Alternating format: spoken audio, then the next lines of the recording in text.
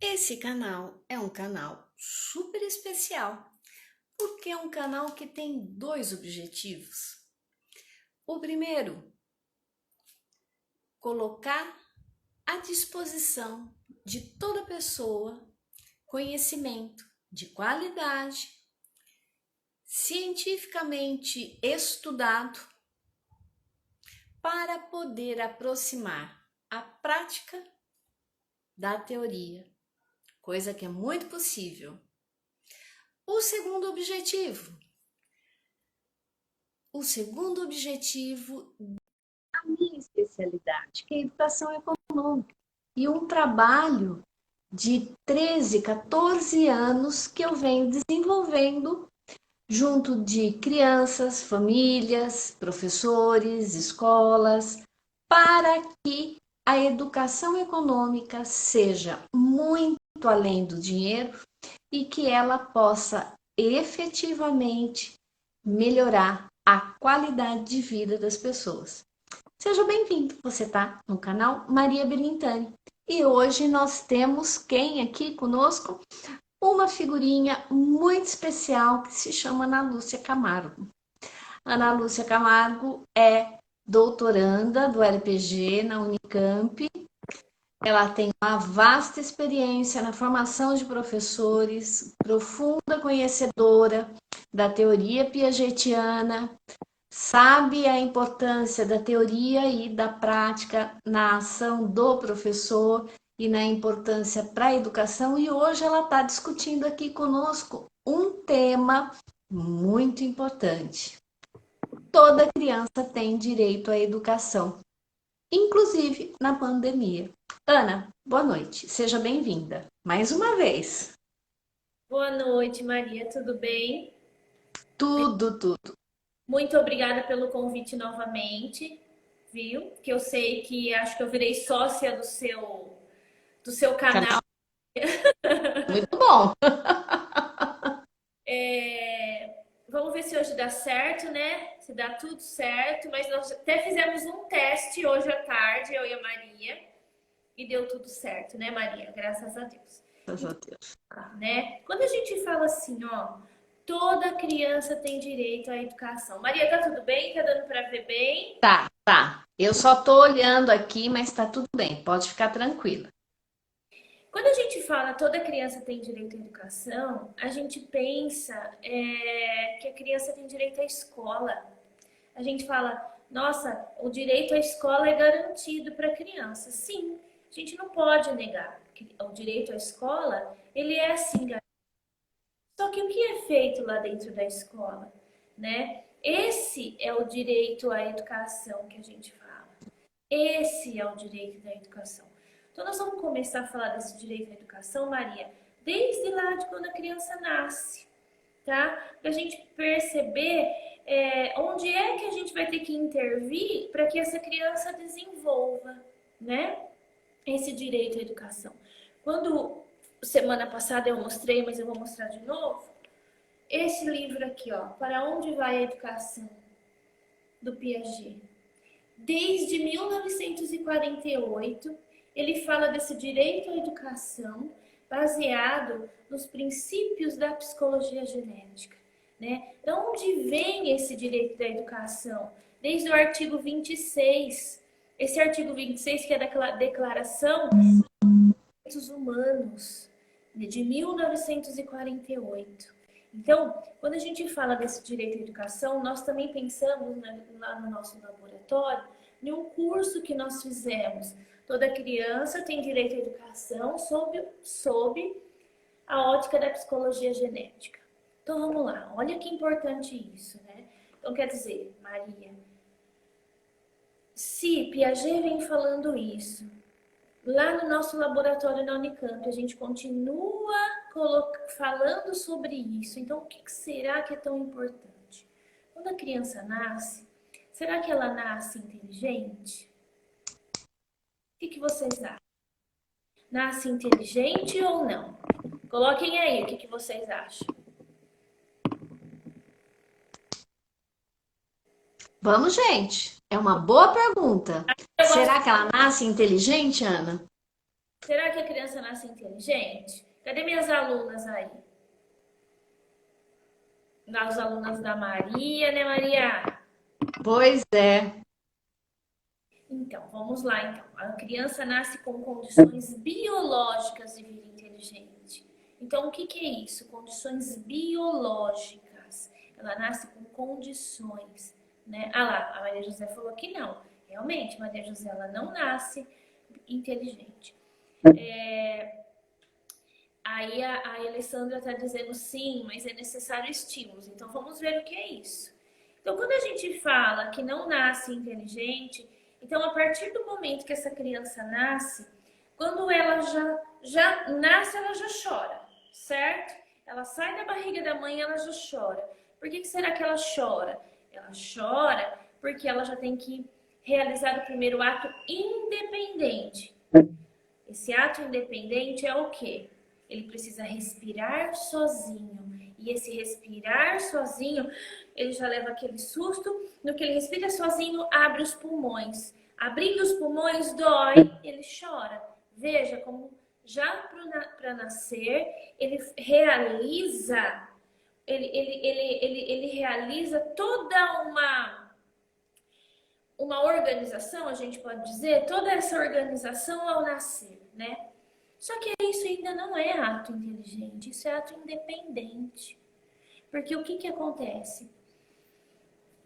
Quando ela nasce, a gente precisa dar condições para que ela, solicitação do meio, para que essa criança possa interagir com o meio e, a partir dessa interação, ela vai construindo, ela vai tendo instrumentos para construir a sua inteligência, né? Quando a gente fala de inteligência, nós estamos falando de estruturas, tá? Quando a criança nasce, ela nasce com 3 tipos de estruturas. Ela nasce com as estruturas totalmente formadas, parcialmente formadas e nada formada. Essa totalmente formada são os órgãos, ok? A parcialmente formada são os neurônios, as sinapses. Nada formado é a inteligência, que é uma estrutura também. E a partir desse momento, as condições que eu der para essa criança, ela vai construir a sua inteligência. E inteligência, quando a gente fala, não é só aquela inteligência de aprender na escola. É a inteligência mesmo, a nossa capacidade de resolver coisas, de resolver conflitos, nossas capacidades de viver nesse mundo, né? Você quer falar algo, Maria? Ela vai adquirindo uma aprendizagem prática. Exatamente. Nesse início, ela vai adquirindo uma aprendizagem prática, que até então é o quê?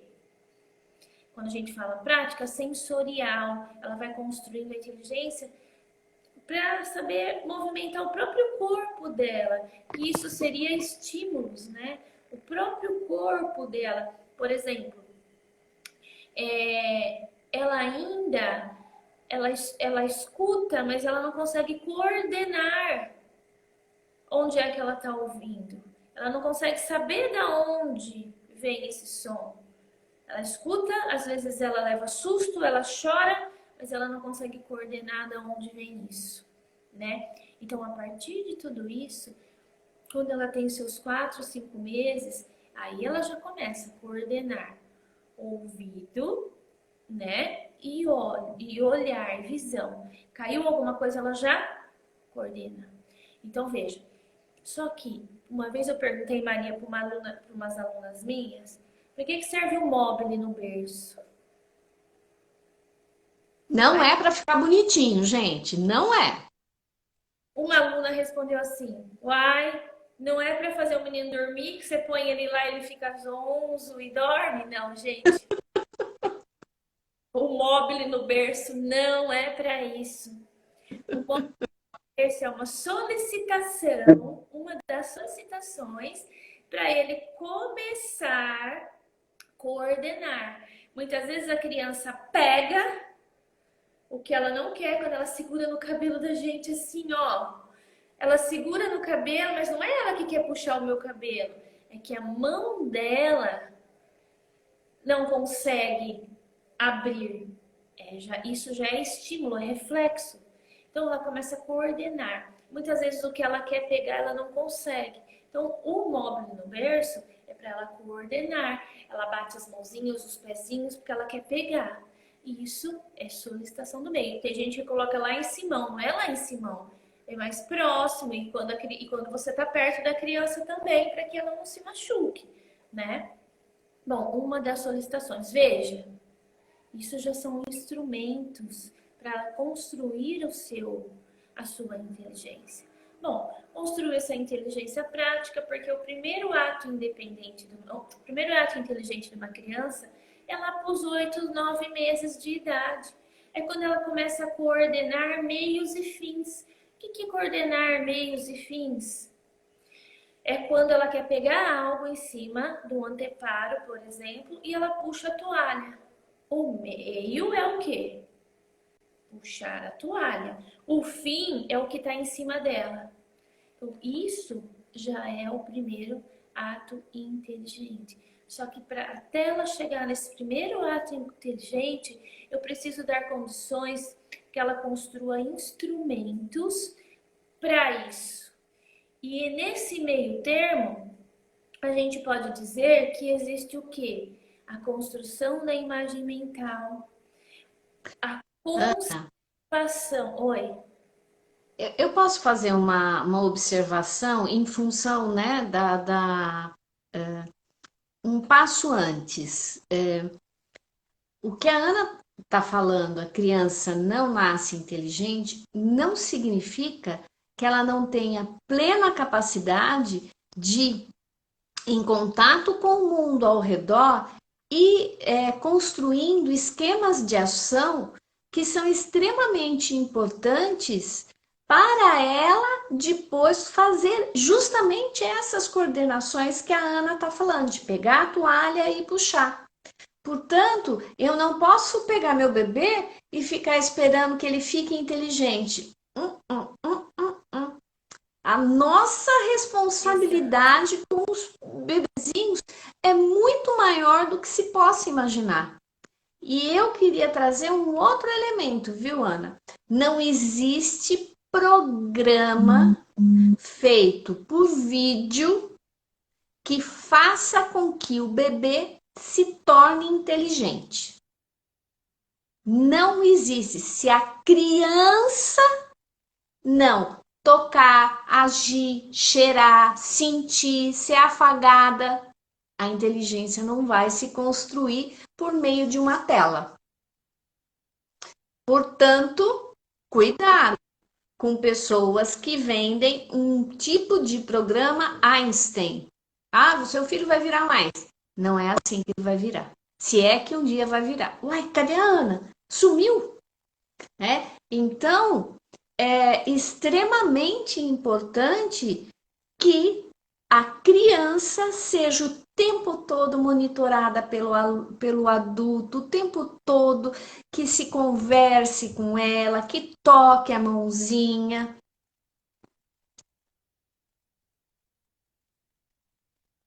Isso sim é que faz a construção da inteligência. E assim continua por muitos anos. Aliás, pela vida inteira, porque nós mesmos adultos gostamos para ver uma coisa, a gente pega na mão e depois a gente consegue observar de longe. Ana, que houve?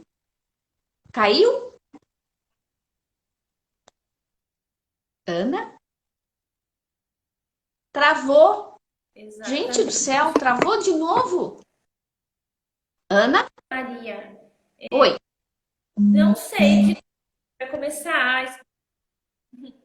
E daí, quando a gente diz assim, ó, então, quando ela nasce, é, o ato independente, a partir disso vai acontecendo. Nesse meio termo, a Maria colocou bem, né, Maria, que ela vai construindo esquemas para dar conta desse mundo, para dar conta do que ela precisa naquele momento. Só que como eu disse para vocês, até chegar no primeiro ato inteligente, eu precisei dar condições para que ela construísse muitos instrumentos. A própria imagem mental, por exemplo. Quando a gente fala de conservação, né, que a criança ela não conserva ainda. Por que que ela não conserva ainda? Quando você faz assim para a criança, ela sumiu, ela se sumiu do campo de visão dela, realmente sumiu. Por quê? Porque ela ainda não tem conservação.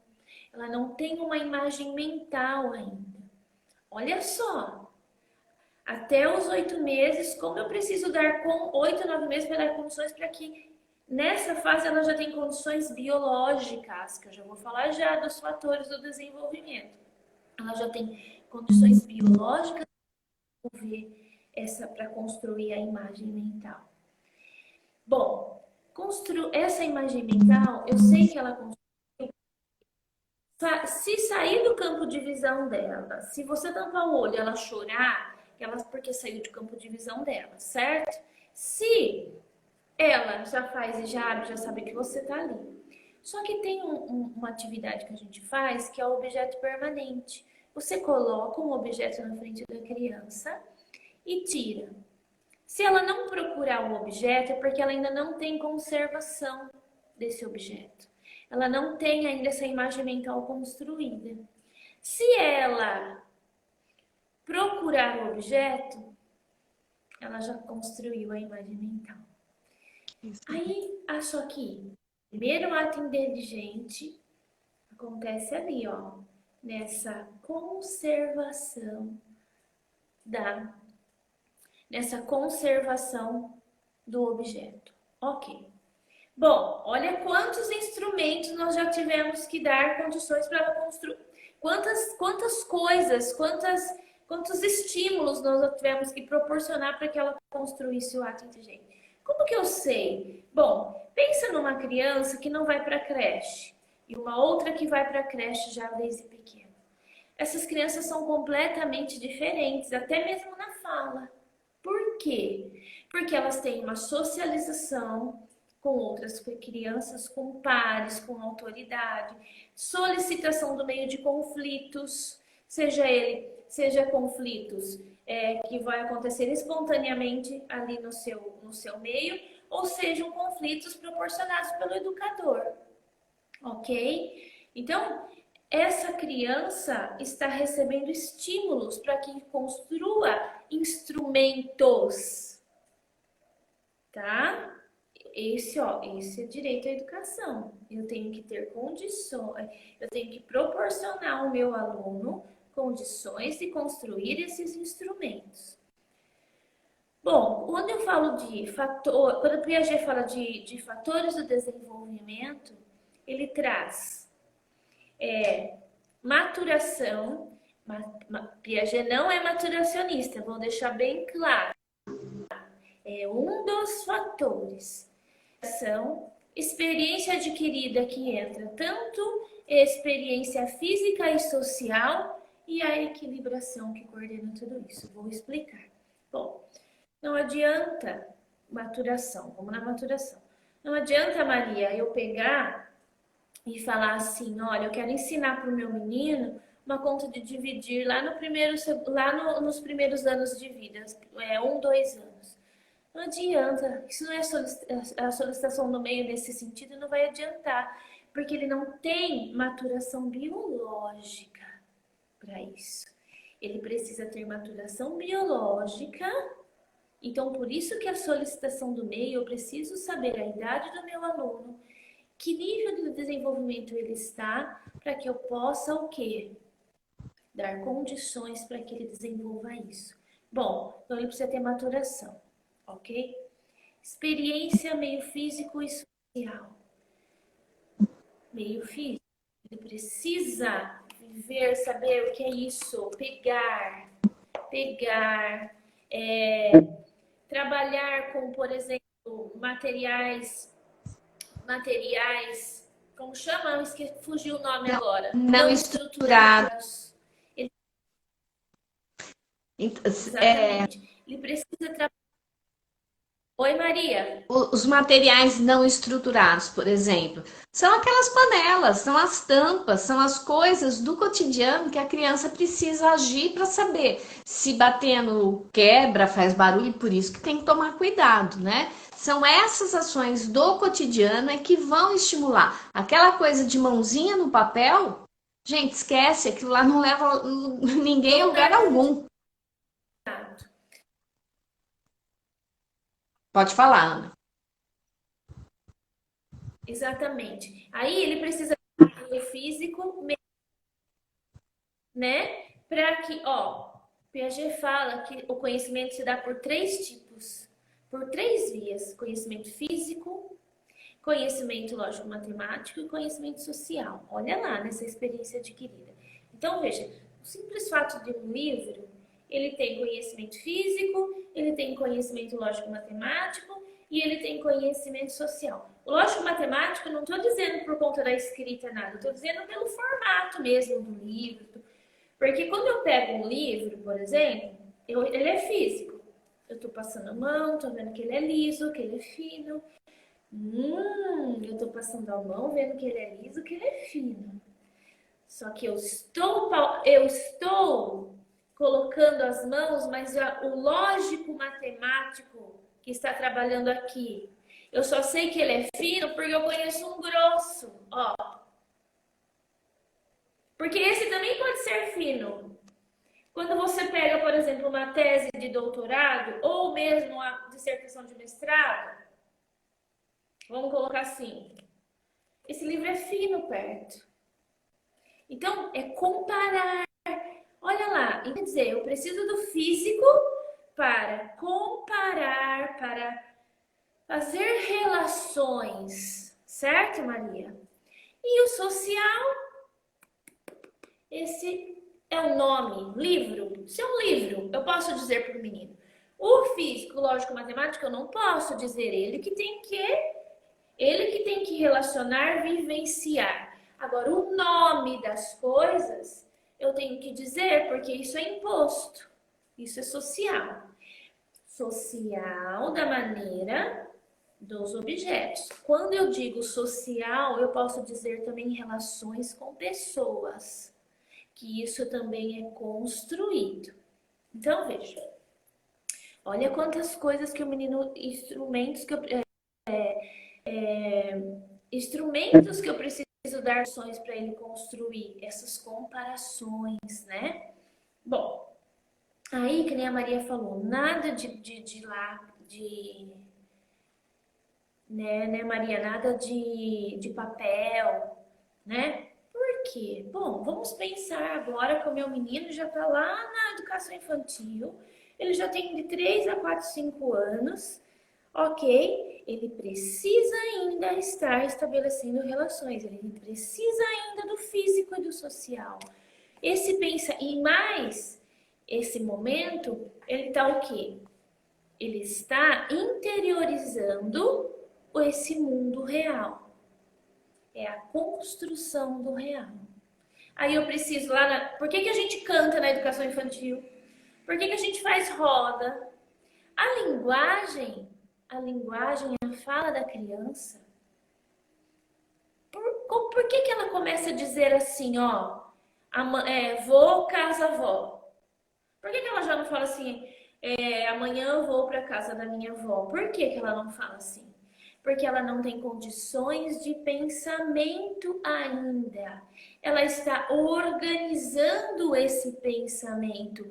E quando eu trabalho músicas, trabalho roda da conversa, o que você fez no final de semana, o que você fez em casa hoje, eu estou dando condições para o menino pensar sobre e para ele organizar o pensamento.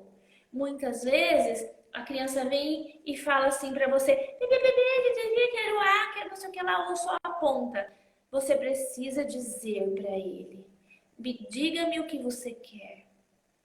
Eu preciso dar condições dele falar. Eu não posso querer passar por ele e adivinhar o que ele está falando. Tá? Eu preciso dar condições para ele se expor, para ele organizar esse pensamento. tá? Se eu não fizer isso, ontem mesmo nós estávamos falando, é preciso ouvir essa criança, é preciso deixar ele ser protagonista do seu conhecimento. Eu, professor, não sou protagonista do conhecimento dele. Eu dou condições para que ele construa o seu próprio conhecimento. Certo? Vamos falar de novo dessa palavra que eu adoro. Sujeito cognoscente. Maria, adoro isso. Que é o sujeito responsável pelo seu próprio conhecimento. Ah, o que foi, Maria? Você tá rindo de mim? Não, não, é da palavra sujeito cognoscente. Eu sempre achei isso daí muito difícil. Uma palavra linda, assim, ó. O sujeito responsável pelo seu próprio conhecimento. Bom, então você está dizendo que ele é responsável pelo próprio conhecimento dele? Sim, mas não deixar ele no laissez-faire, uma hora ele vai desenvolver, uma hora ele vai amadurecer. Isso é racionalismo. Isso é lá no romanticismo, racionalismo, aquela corrente que acredita que o menino vai aflorar, que uma hora ele vai desenvolver. Isso é o quê? Quando a gente diz assim, ó, o sujeito cognoscente, eu dou condições para esse menino desenvolver. Eu preparo as atividades porque eu não tenho uma BNCC, eu não tenho os conteúdos que eu preciso que esse menino desenvolva, eu sei as noções que esse menino precisa desenvolver ali, naquele momento. Então, eu preparo atividades, jogos, brincadeiras, né? E dou condições para que ele desenvolva, tá? E aí, a partir disso, ele vai desenvolvendo e eu vou fazendo as minhas intervenções. Eu vou dizendo para ele, por exemplo, num caso de um desenho. Muitas vezes a criança chega com o desenho e espera que você diga assim, ó, lindo! Que lindo! Né? Só que a partir do momento que eu falei para o menino que o desenho dele tá lindo, que oportunidade eu tô dando para esse menino desenvolver mais instrumentos do raciocínio? Não tô. Eu tenho que dizer. E nunca dizer assim para ele, que você desenhou aí, menino? Pelo amor de Deus, você deixa. Ele vai olhar para você e falar assim, nossa, eu não sei desenhar. A gente vai dizer para ele, conte-me sobre o seu desenho.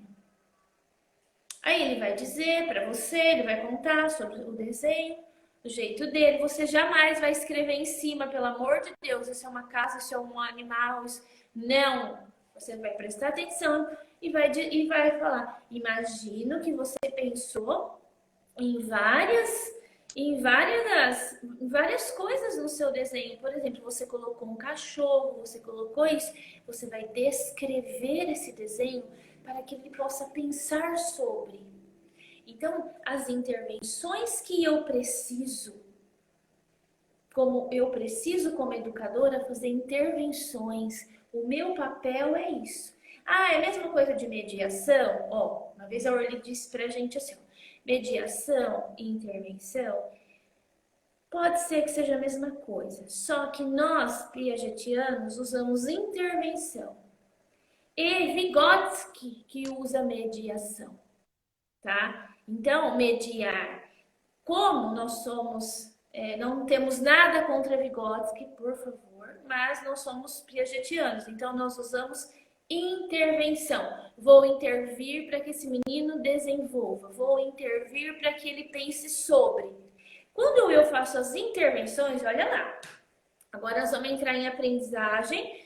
Desde pequeno existe uma aprendizagem lato sensu e uma aprendizagem stricto sensu. Quando o menino faz lá uma atividade na folha, faz uma atividade isso, faz aquilo, o que houve com ele? Teve conflito? Teve desequilíbrio? Será que ele desequilibrou para fazer essa atividade? Ou será que ele só desenvolveu uma técnica ali?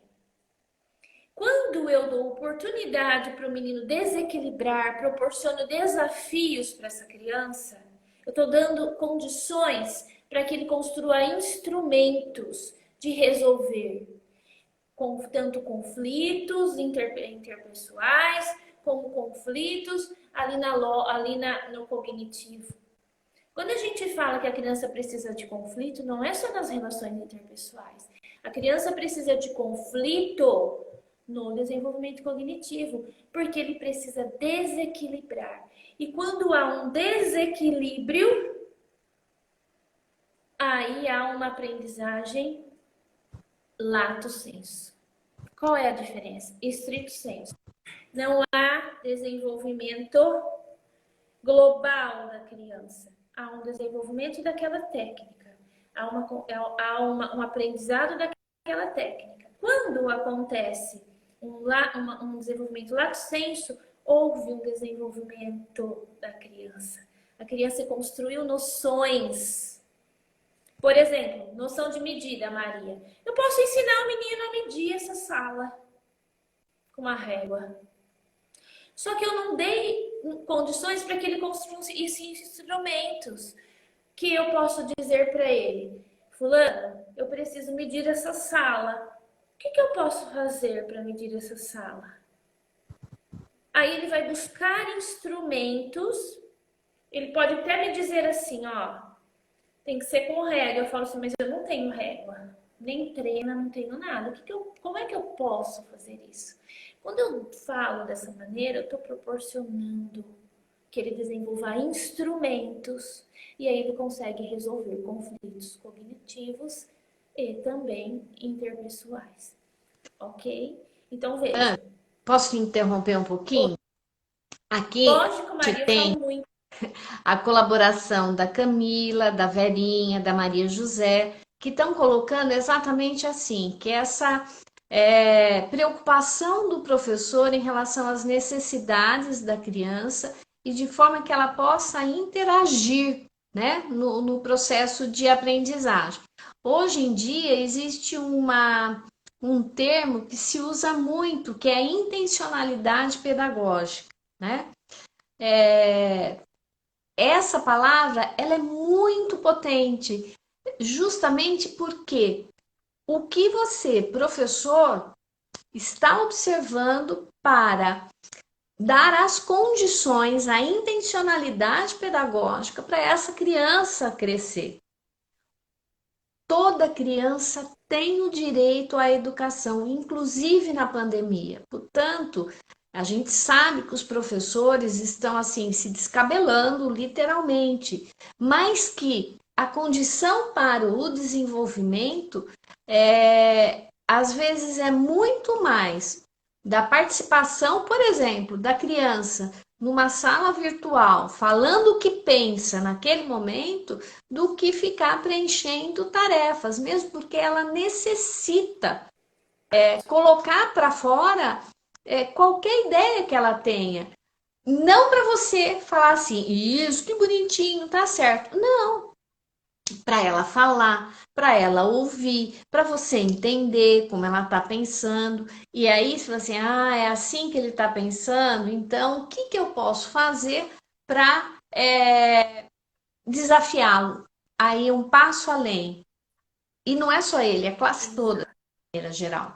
Não é fácil, mas não é porque não é fácil, é impossível de ser feito. Não é. Maria, quem disse que seria fácil, né? Mas o que eu preciso? Eu preciso desenvolver o quê? Eu preciso perceber não é a palavra. Eu preciso fazer um diagnóstico para saber em que nível está esse menino para que eu possa intervir com cada um. Para isso, eu preciso o quê? Desenvolvimentos meu para que eu saiba como ele está pensando. Bom, olha, Maria, a gente fala que nós que somos proeprianos, a gente não consegue dar uma aula, por exemplo, no virtual e passar slide, porque a gente não acredita nessa construção apenas slides.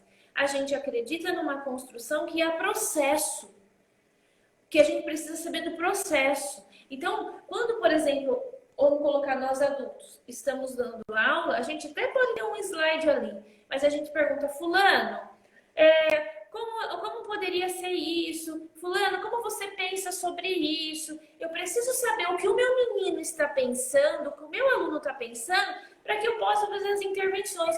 Muitas vezes eu dou, vamos colocar agora lá, educação infantil, fundamental, o professor no geral, o adulto no geral, eu dou apenas valor pelo resultado final, para o resultado final. E não é para o resultado final que eu tenho que dar valor. Eu tenho que dar valor pro processo que ele chegou até ali. Muitas vezes eu vejo que o resultado final está errado, eu falo assim, mas está errado. Não, jamais. Eu vou dizer assim para o menino, como é que você chegou a esse resultado? Muitas vezes ele vai achar o erro ali no meio. Ele vai ter uma tomada, Piaget fala da tomada de consciência. Né? Então veja, em todas as fases, seja sensório-motor, pré-operatório, para a própria construção da representação de pensamento para que eu possa falar, eu preciso criar instrumentos. Quando, por exemplo, vocês fazem uma pergunta aí, eu preciso interiorizar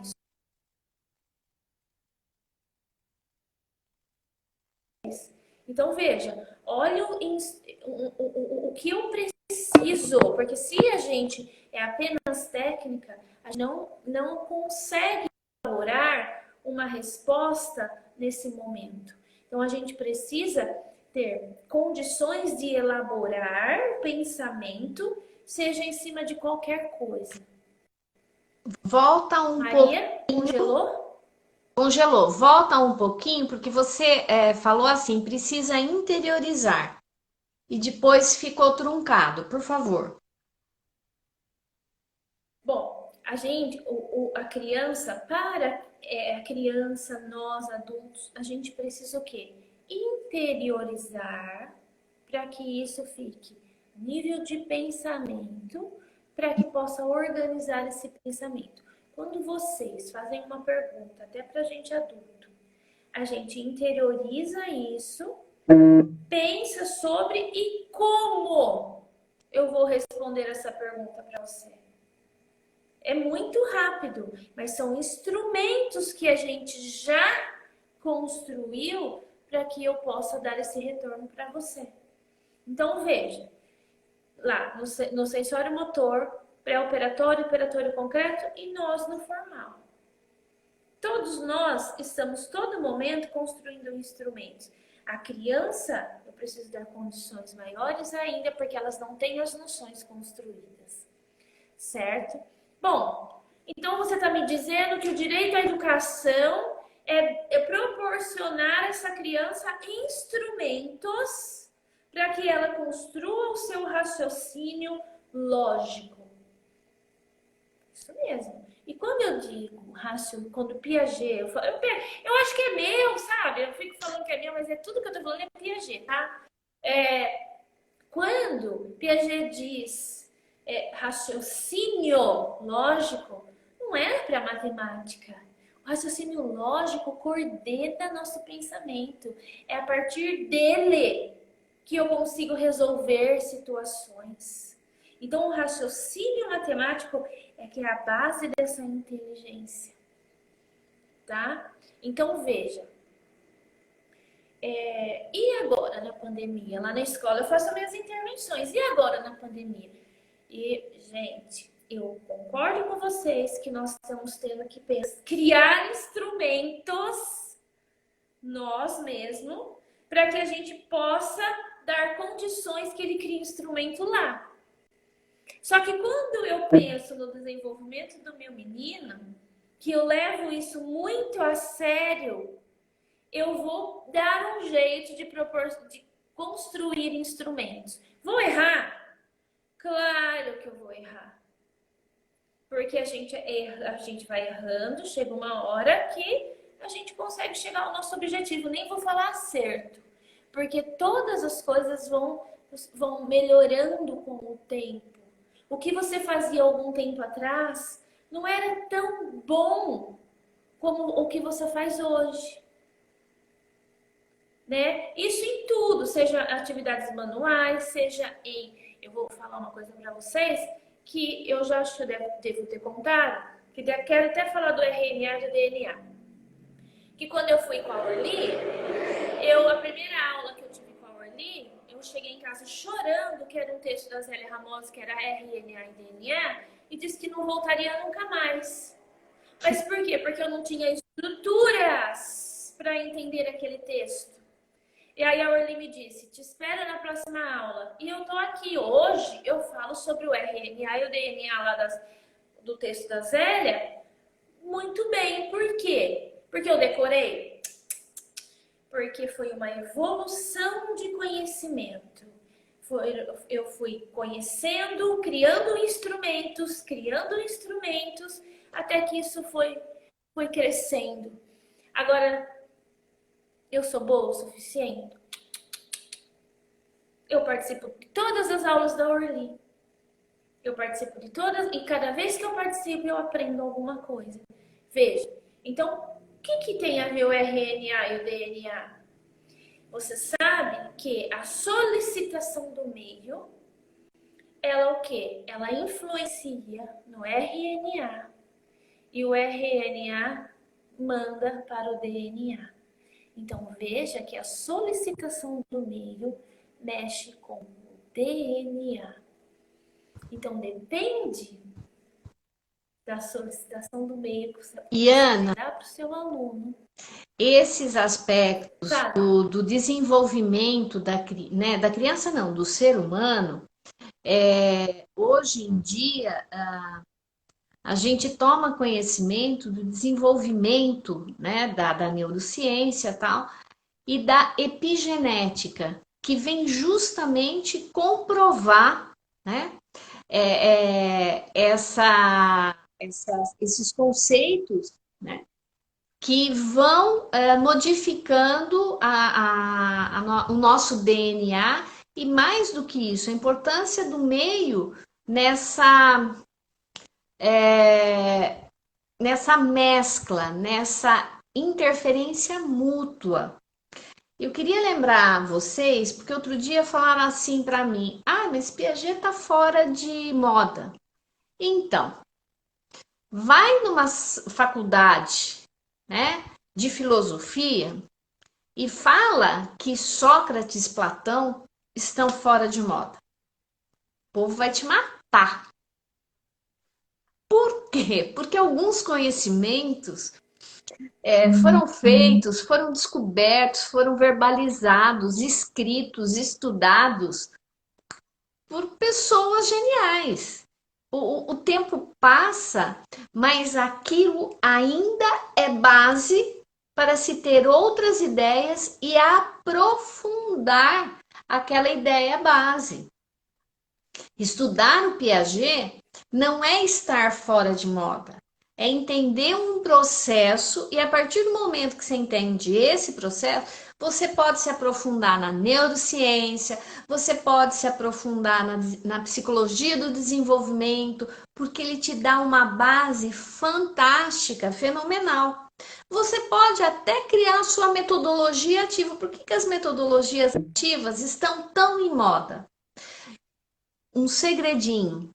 Por que metodologia ativa nenhuma dá certo se você não souber por que você está fazendo aquilo e qual o impacto daquilo na criança? Que é a tomada de consciência que só a teoria pode trazer. Não é uma atividade legal que vai ajudar no desenvolvimento. É uma atividade. Sabe o que Pode falar. As pessoas confundem. Piaget não era educador. Ok. O que as pessoas confundem é que tem outras tecnologias, outras metodologias, outras propostas. Ok, mas Piaget não falou de proposta nenhuma. Piaget estudou como se dá o conhecimento. Piaget passou mais de 60 anos da sua vida tentando entender como é que acontece o raciocínio lógico. Como se dá o raciocínio lógico. Ele era biólogo. ele percebeu que só a biologia, que a inteligência é sim, faz parte de uma estrutura que ele fala da biologia. Mas só a biologia não dá conta, tá? Então ele buscou a psicologia e a epistemologia genética, como se dá o conhecimento. Tá, vamos lá então. Bom, eu sei que Piaget fala do desenvolvimento como se dá. Agora eu posso escolher uma proposta. Nós temos o PROEP. O PROEP é uma proposta pedagógica embasada na construção do conhecimento piagetiano. Posso buscar Reggio Emílio? Claro, é uma proposta pedagógica. Então, o que as pessoas confundem, Maria, é o seguinte: Piaget não foi educador, não tem proposta pedagógica. Ele fala do desenvolvimento, como se dá o conhecimento e pronto. A partir dos momentos que eu vou buscar, Maria, aí depende de mim. Que são as propostas, as metodologias. Tá. Bom, Piaget fala que precisa da interação do meio, que a criança desequilibre e tal. Mas se você buscar uma proposta tradicional que o menino fique um atrás do outro, ele não vai ter desequilíbrio. Então, peraí. Então, essa proposta aí não proporciona que o menino desenvolva instrumentos para que desenvolva nele próprio o raciocínio lógico. Bom, então essa tá fora. Então, eu vou buscar alguma que eu acredite, porque eu preciso acreditar. Não dá para ser vendido. Tá? Não dá para dizer assim, ó, vai ser essa e acabou. Não, eu tenho que acreditar naquilo, para que eu possa dar condições para que o menino desenvolva. Então aí é que tá, chegamos nesse ponto.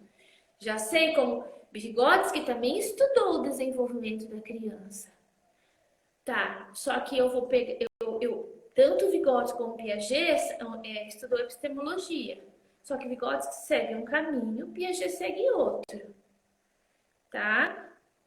Talvez eles teriam até pesquisado juntos se Vygotsky não tivesse morrido, né? Porque pesquisas, ela pode ser o quê? Refutada, ok?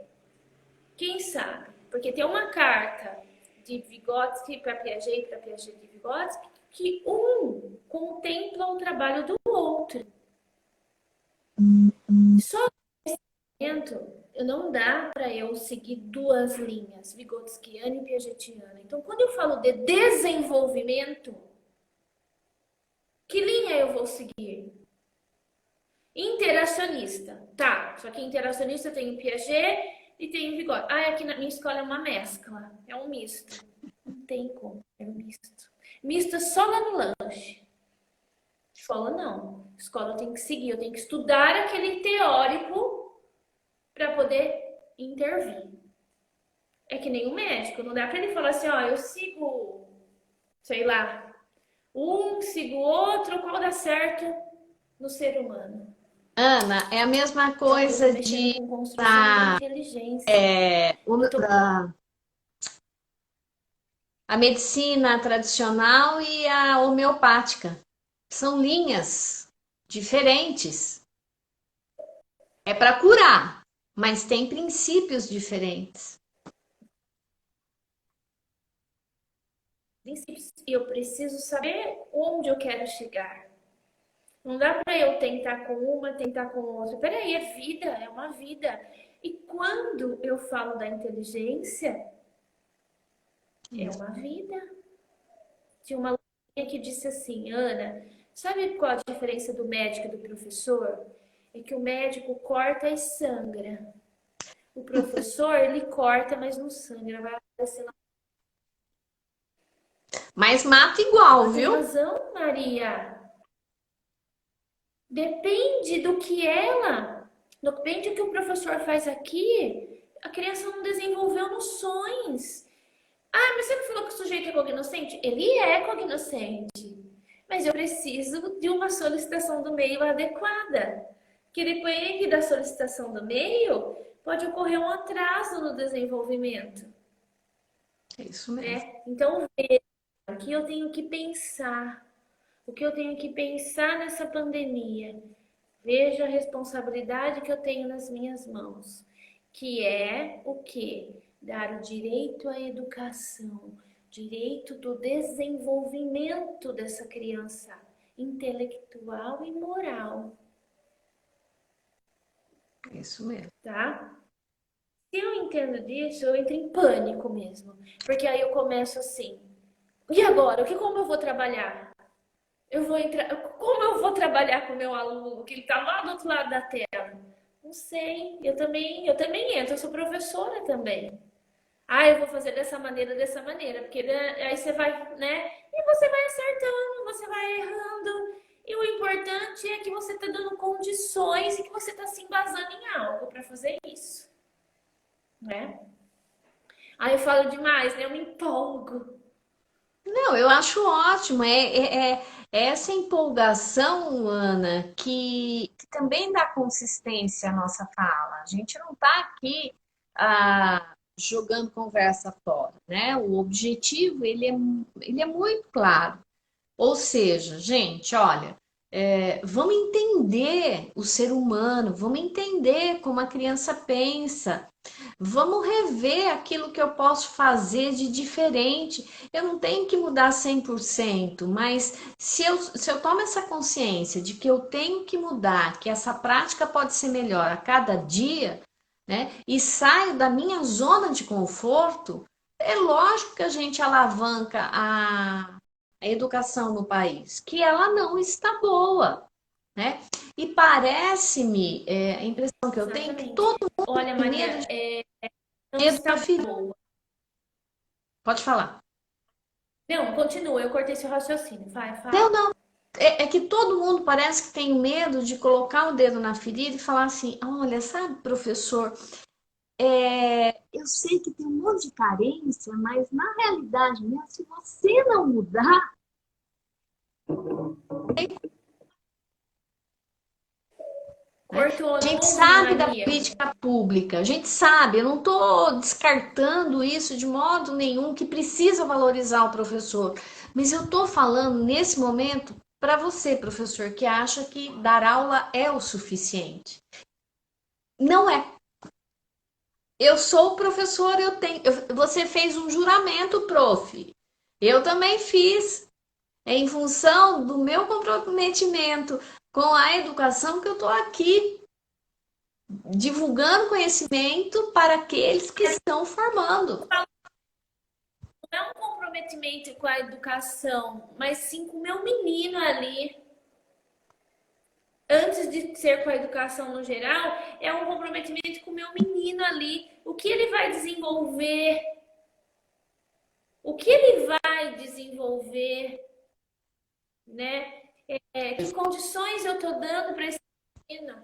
Ó, a Neia está dizendo aqui, ó, estudar sempre. Gente, eu sempre falo para minhas alunas, escolheu ser professor. Ninguém foi com uma arma na sua cabeça e falou assim, vai ser professor. Não, você escolheu ser professor. E a partir do momento que você fez uma escolha, você tem que fazer direito.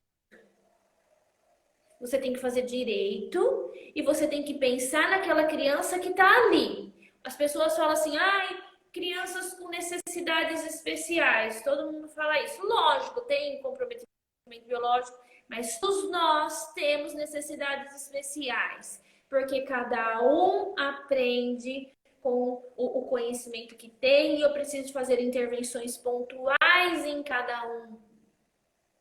Em cada um. Por isso, necessidades especiais. Eu tenho. A Orly fala disso há muitos anos, porque cada ser humano é diferente. Não dá para eu pegar uma criança lá que foi mal na matemática, outra que também foi, vou juntar tudo, colocar ali numa aula de reforço, que pode até falar um grupo de estudo, para não falar aula de reforço, mas que está fazendo a mesma coisa. Porque muitas vezes, olha, Maria, o menino não dá conta de tal conteúdo porque está atrasado a noção do menino. Ele não tem uma noção de espaço.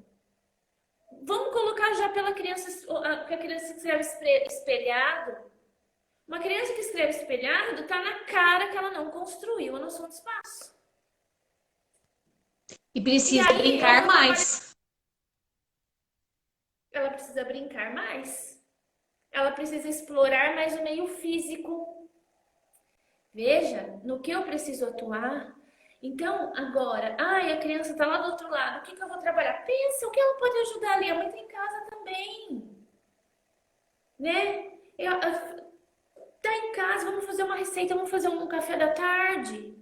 Contei para vocês já das minhas alunas que foram fazer um simples café da tarde, que fizeram uma limonada com 22 limões. Isso é trabalhar conhecimento físico, conhecimento lógico-matemático. Então, veja, e elas construíram, elas perceberam que não dava. Então, veja, quando eu proporciono algo para o meu menino que realmente ele vai desenvolver, ele vai pensar sobre, eu estou proporcionando instrumentos para que ele construa a sua inteligência. Eu estou dando o direito à educação desse menino. Eu estou respeitando essa criança, né? Parou, Ana, Maria? 3 minutos. Oi?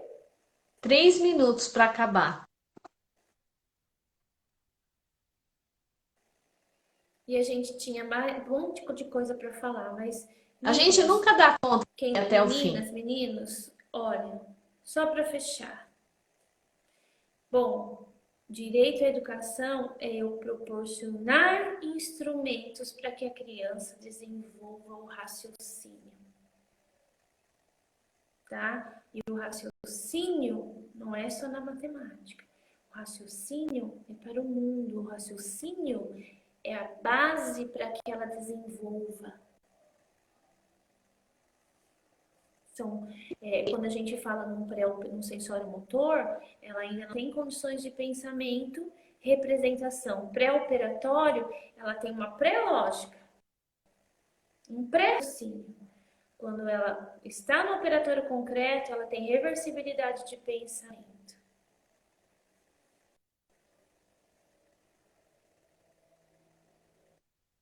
Acho que travou, né? Maria? Ana, no operatório concreto, ela tem Congelou, condições Maria. de reversibilidade. Parou aí.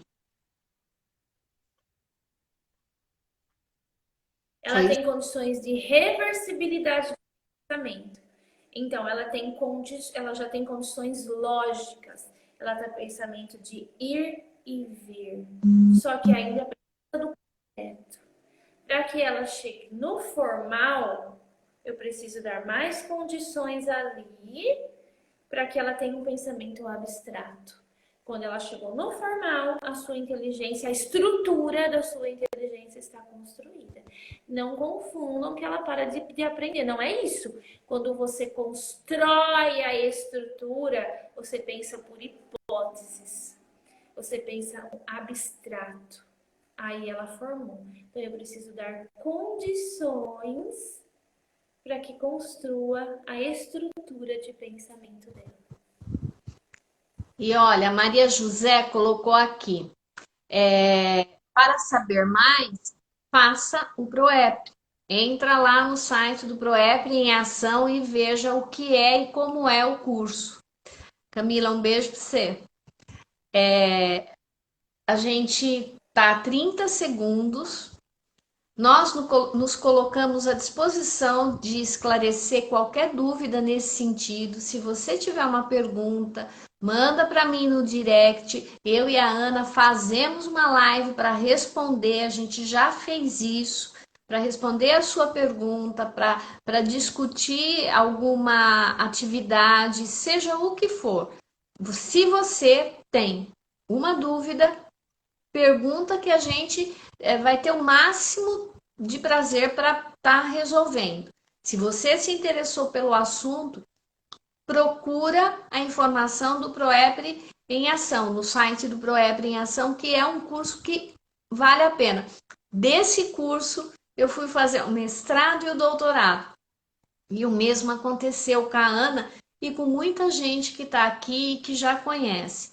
né? É a teoria pensada na prática. Literalmente, vocês vão gostar muito. Muito obrigada. Deixo para você, Ana, a Beijo, finalização. Gente, fiquem com Deus. beijo. A Muito gente obrigada. volta com a... Beijo para todos Eu que vocês. agradeço, Maria. Agradeço todos que estão aí, viu? Gente, olha, e a Ana acabou de lançar um livro que é uma gracinha e que fala exatamente a respeito da organização da criança e da noção de tempo, que é o Menino Rafael, lançado pela editora Adonis. Vale a pena vocês conhecerem o Menino Rafael.